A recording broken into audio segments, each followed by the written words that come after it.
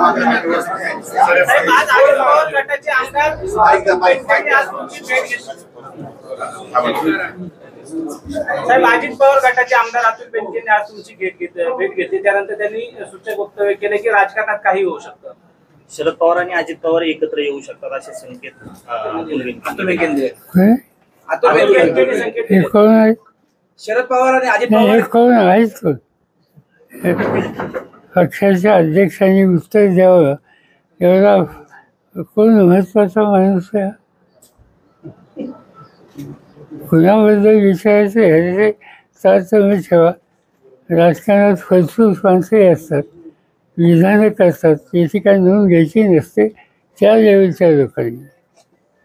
साहेब, आंबेगाव तालुक्यातील 40% अजून भाग सिंचनापासून वंचित आहे. असं असतानाही डिंबे धरणाला बोगदा पाडून हे पाणी मांडो धरणातून व तिथून पुढे कर्जत येण्याचा घाट घातला जातोय. असं आहे.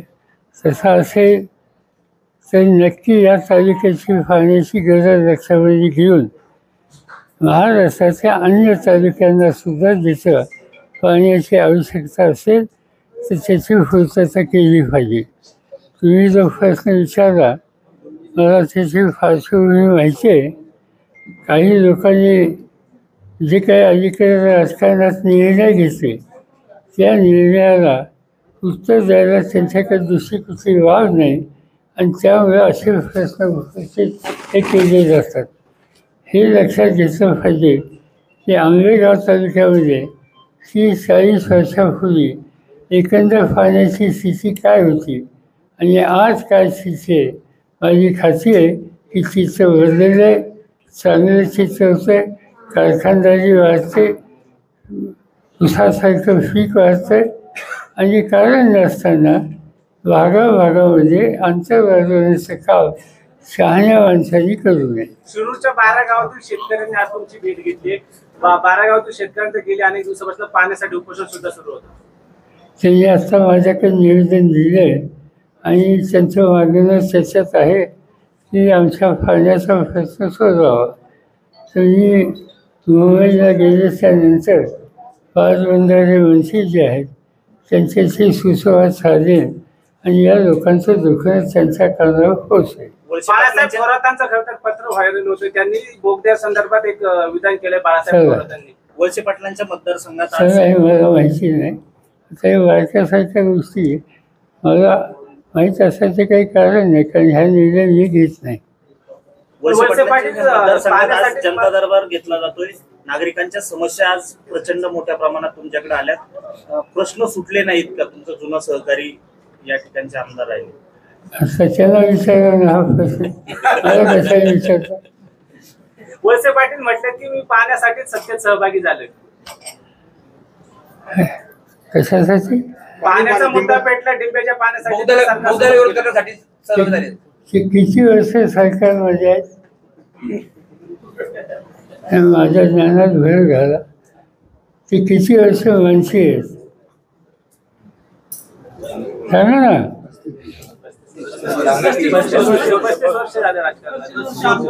35 वर्ष आमदार आहे, 25 वर्ष मंत्री आहेत किंवा पदावरती आहेत. आता 25 वर्षात त्यांना हे जमलं नाही आणि आता सांगतायचे आम्ही इकडे गेलो तिकडे गेलो.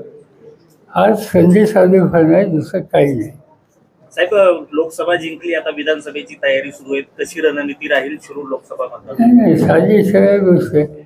आम्हाला महाराष्ट्राची विधानसभा हातात घ्यायची. महाराष्ट्र राज्य आम्हाला हवं आणि अनेकांना अनेक वर्ष संधी देऊन सुद्धा 20-30 वर्ष काही ठिकाणचे प्रश्न शिल्लक आहेत तर त्याची पूर्तता करायची. त्यासाठी आम्हाला सत्ता हवी. आम्ही ज्यांच्या हातात सत्ता दिली त्यांच्याकडून लोकांचे प्रश्न सुटले नाहीत हे स्वच्छ दिसते. त्याला आता उत्तर शोधावं लागेल आणि ते उत्तर महाराष्ट्राची सत्ता हातात घेणं आणि लोकांचे प्रश्न सोडवणं हा एक निर्णय कार्यक्रम.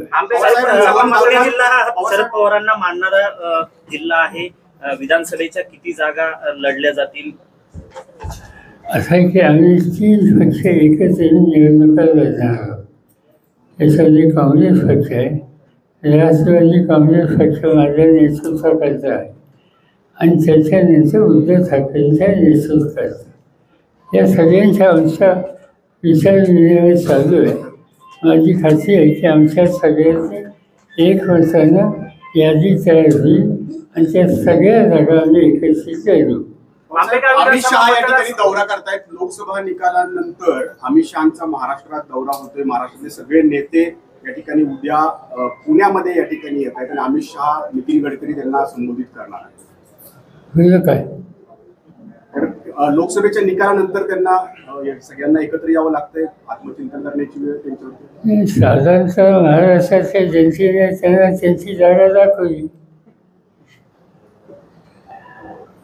त्यांना भीती आता विधानसभेची जाणवते. मला माहिती नाही, मला हे माहिती आहे की 5 वर्षाच्या पूर्वी काँग्रेस पक्षाला महाराष्ट्रात 1 जागा मिळाली आणि राष्ट्रवादीला 4 मिळाले.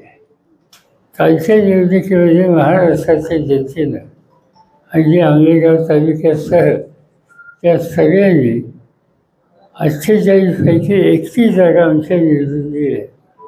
याचा अर्थ लोकांचं याला सहकार्य आणि साथ मोठ्या प्रमाणात कालच्या निवडणुकीमध्ये दिसते.